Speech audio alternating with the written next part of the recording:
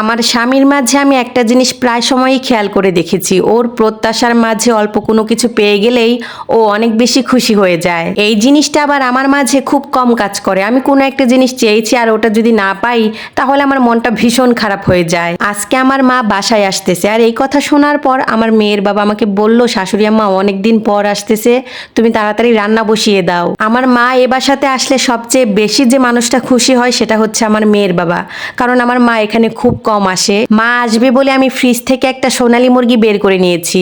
আজকে ভাবলাম মুরগিটাকে একদম মাখা মাখা করে রান্না করব। ঝোলের তরকারির থেকে আমার মায়ের আবার মুরগির মাংস ভুনা খেতে বেশি পছন্দ। আমার মা প্রায় সময় একটু অসুস্থ থাকে, হাঁটাচলা করতে একটু কষ্ট হয়, হাতে এবং পায়ে শক্তিটা একটু কম পায়।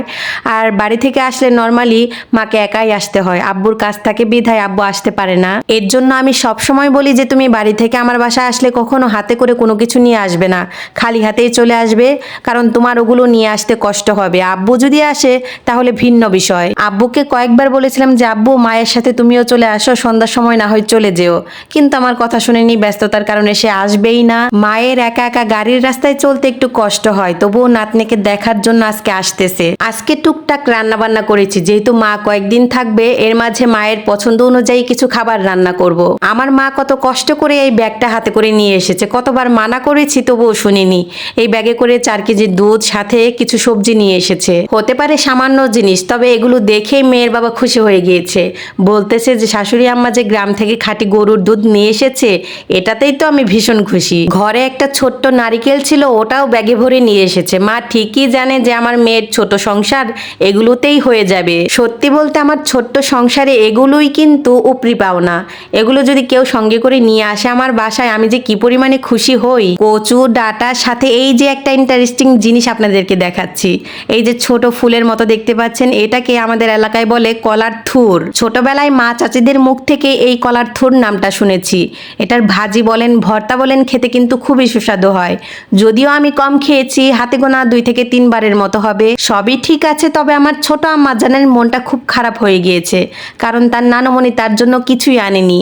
প্রতিবারই মা আসার সময় ওর জন্য দোকান থেকে কোনো না কোনো কিছু নিয়ে আসে, তবে আজকে ব্যাগে যে একটু মনে করে সেগুলো ভরবে ওটা মনেই ছিল না। এটা সে মেনেই নিতে পারছে না, কারণ তার নানুমণি তো এমনটা কখনোই করে না। কত করে বললাম যে দেখো নানুমণি তার ফ্রিজ থেকে তোমার জন্য আমও নিয়ে এসেছে, তবুও সে খুশি নয়। কচু পাতার ভর্তা আমার অনেক বেশি পছন্দ, আর আমাদের বাড়ির উঠোনে কিন্তু অনেক দুধ কচু গাছ আছে। এই 2টা পাতা দিয়ে কিন্তু অনেকগুলো ভর্তা হয়ে যাবে। এখানে পেঁয়াজ রসুন আর অনেকগুলো কাঁচামরিচ দিয়ে ঝাল করে যদি ভর্তা বানাই, তাহলে আর ভাতের সাথে কিছুই লাগবে না। ছোট্ট একটা পলিথিনে করে আবার আমার জন্য কিছু সস পাতাও নিয়ে এসেছে।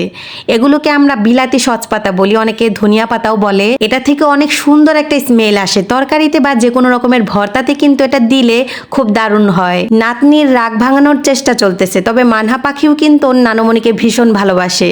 নানুমণির সাথে ও বেশিক্ষণ অভিমান করে থাকতে পারে না। সত্যি কথা বলতে এই পৃথিবীতে আমার পরে যদি মানহা পাখিকে কেউ বেশি ভালোবেসে থাকে, সে হচ্ছে আমার মা, ওর নানুমণি।